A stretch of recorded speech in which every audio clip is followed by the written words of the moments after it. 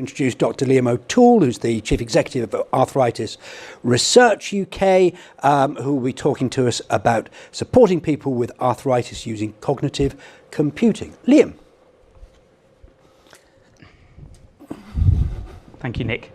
And so I'm delighted to be here to share our experience with artificial intelligence, but the real stars of the story I'm about to tell you are in the audience.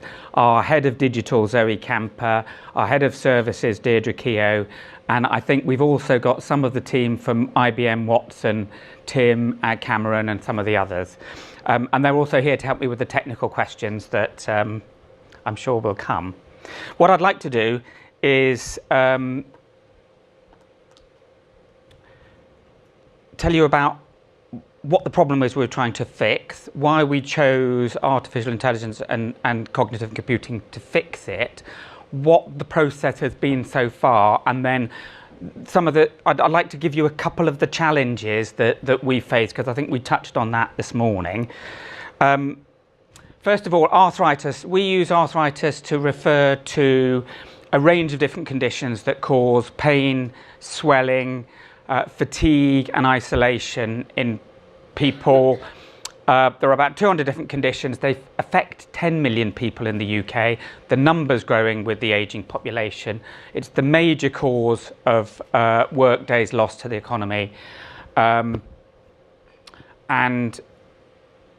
the impact on the individual is that arthritis severely limits everyday activities. As a charity, we spend about 25 million a year on charitable activities. Most of that is on biomedical research. We also lobby, and we've provided really high quality information. Up until now, we've transmitted that in booklet forms or on the website. We're going through a transformative change from an organisation that's really just about research to one that has massively re-engaged with the people we're here to benefit. So we're now close to being an insight-led, outcome-focused organisation rather than just a research organisation. And we have, over the last couple of years, engaged with, spoken with, had a conversation with nearly 10,000 people with all types of different arthritis, and what they're telling us is shaping our agenda, and the story follows that. This is one of our first big studies over the last couple of years, talking to 2,500 people, and some of the key things that they said that affected their quality of life. They said, yes, it's varied, it changes with your patient journey, but there are some themes. One is that pain colours everything, and this is pain that lasts for years, not days. The impact is significant. The everyday tasks that you and I take for granted, like getting dressed, doing up your buttons, standing, sitting, can be affected. But one of the things that particularly led us in the direction that we're going is this information needs, the unmet information and advice needs are absolutely vast, and there's a real stigma. I grew up in the 60s, and I remember my mother talking about cancer. Nobody ever used the word cancer in those days. She spoke behind her hand and said the C word. Nobody spoke about it. Thankfully, things have changed. We'll talk about that. We'll talk about diabetes. We'll talk about Alzheimer's. We're allowing ourselves to talk about mental health. We do not talk about arthritis. It's just something that your granny gets, and you just have to get on and grin and bear it. And there are lots of things that you can do to manage the pain, and it is okay to talk about it. But what that tells us is, and what we've heard is, there's a massive unmet need in terms of advice and support that people need, and they feel that they are dismissed with information by the healthcare professions with information about a disease, and what they want is a conversation about them and what they can do, what their choices are, and that is the issue that we've focused on here. This is one of our case studies. Rashida, chronic back pain. People like Rashida are setting our agenda. So what I wanted to say here is, what we're building is not what we think Rashida needs, but what we've been told is needed. And the whole process has followed that wonderful presentation this morning from Lenny. It's co-creation with people with arthritis. So I want to move on to why a digital solution to this information and advice need, and why are we doing it? Well, digital, this is just to demonstrate what is happening in the world. So the massive change to move towards digital. So, you know, for us, it was almost, we couldn't afford not to explore this route. And why are we taking on the responsibility for meeting this unmet information need? Well, we're the biggest player in the musculoskeletal charity sector. We have the resources. We also have 80 years of really high quality information and content that we've gathered on our website, in our booklets. And I think particularly importantly, we own that. The 90 authors that have helped build us up have copyrighted that to us. And they are significant issues which I will return to. So we've taken responsibility for meeting that need. Now, if I could ask the gents to get the slide going. We also wanted to dig down a little bit more into the information and advice people needed. You know, we were at a point where, well, what about doing some helplines, web pages? You know, what would we do?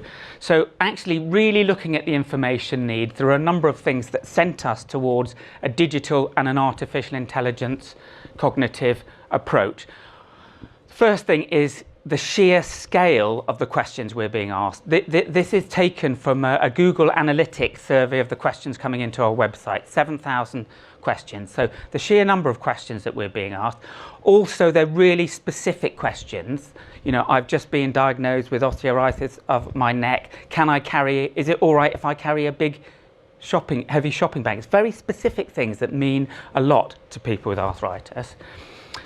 The other thing is many of these questions are not 9-to-5 questions. Rashida, who we talked about earlier on, has a very common issue that the pain makes it really difficult for her to sleep. So these are not 9-to-5 questions, they're 2 a.m. questions where you really need advice and support. Also, they're often deeply personal questions.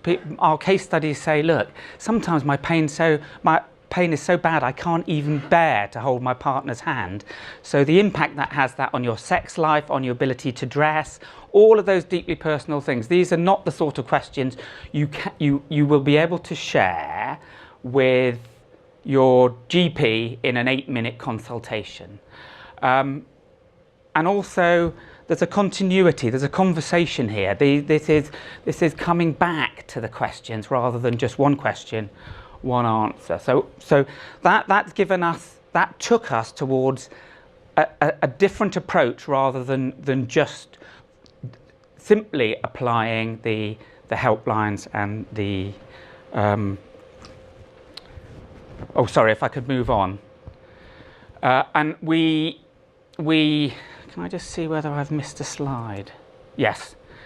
So we're very proud of our website. We've done it. It's high quality. We have 8 million visitors, 2.7 million repeat visitors. We serve 31 million pages of content. 86% of the people that come want information and support, and we've got 15,000 pages of content. So that's quite good, but that's not enough.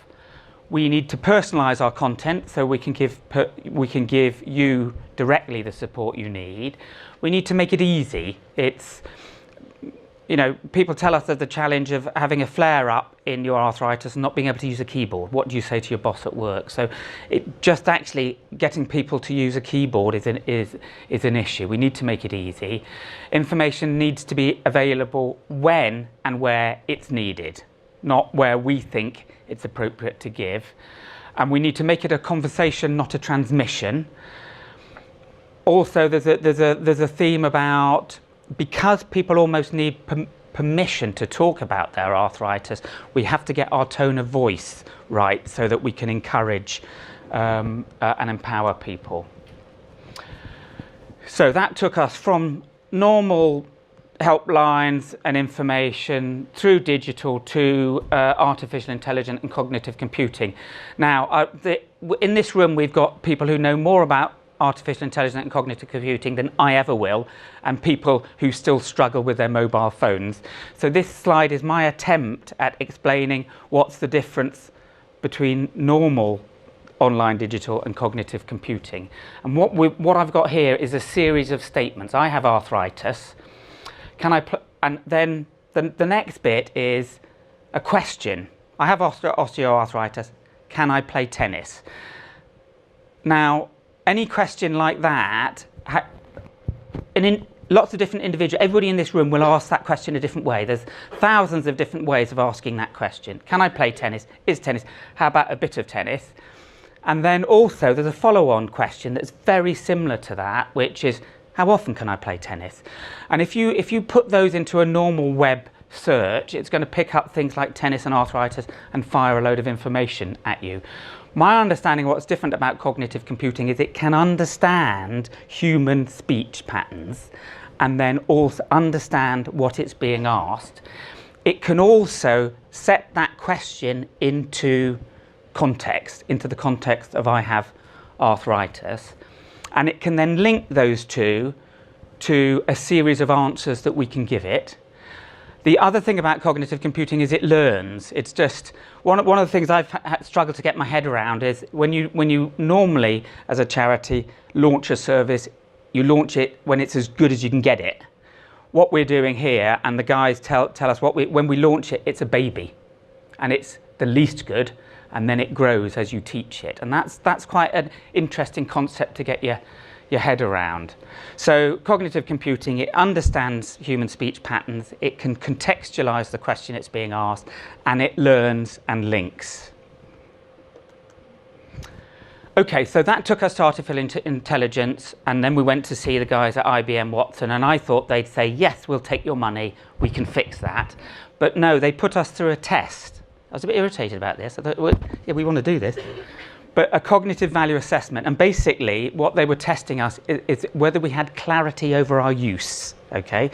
Is what we wanted to do based on the needs of people with arthritis, would that be fixed by cognitive computing? Was it suitable? So that's the first thing, the user case. Then I've learned that content is king. Okay, they did a big audit of content, the quality of all the information we'd got, and also ownership.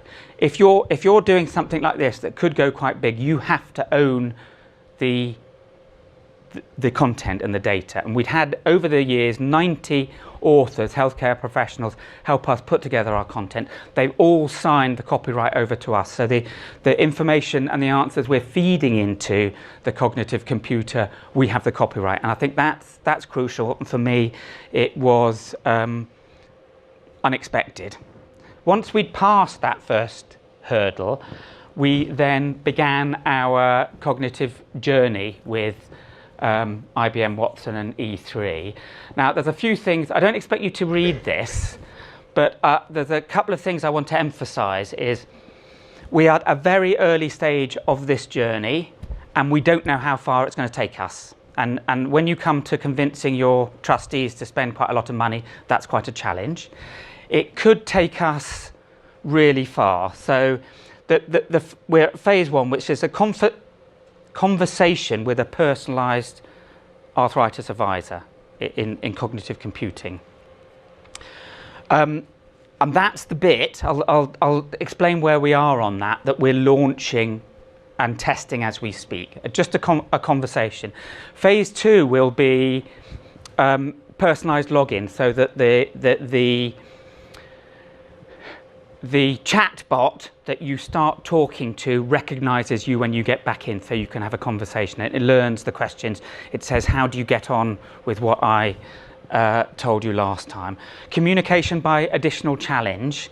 Everybody's talking about the Internet of Things, which I think means that you should be able to go home and talk to, Zoe always says, your fridge, and it will give you the answer, rather than just your phone. Speech to text rather than text. Adding to the questions, but further down the line, this could be a research tool. And actually, if this takes off, we can also, it will feed our insight. So it will tell us what the big issues are, and it should be able to tell us locally where they are. Right, I've got the hurry up here. Okay, so the process, how have we gone about it? Well, we have a team in the Arthritis Research UK office, which is made up of 12 people, some from Arthritis Research UK, some from IBM Watson, and some from E3 that are the app makers. And I just wanted to say that the whole process of working with a different sector has been massively energizing and challenging. The speed, the co-creation has really helped us learn as a charity. And this is what we are producing. It's called a chatbot. We're calling it, for the prototype, Ask Arthi, but that won't be its name. Its name will be decided by its users, people with arthritis. At the moment, it's on a phone. So, and it is actually a touch screen. So, hello, hi, I'm Arthi. I'm here to help with your arthritis questions. Can you tell me your name? I'm still learning, but I can answer your questions about exercise and general activity. And then what we're doing is to make sure it's touch. You can touch, you choose rather than typing. Now, the process at the moment, we started building this in August. We have had for the last few months 40 volunteers, people with arthritis healthcare, teaching Arthi to answer questions just on osteoarthritis and exercise. And that's our first module. We've built that, we've put all the questions, we're now beta testing, so we've got 250 patients testing it, and it is learning and growing. We will be launching it in April at the same time as we put our other enhanced inquiries service, helpline and digital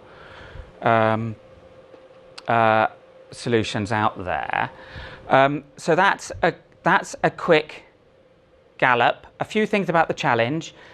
Cognitive computing is for life, not just for Christmas. We've started on this journey. We don't know where it's going to take us. I think potentially the story we could be telling you in 5 years could be transformational, but there's also an element of risk. And just the challenge of changing an old school biomedical research charity to make a decision about something like this was a really interesting one.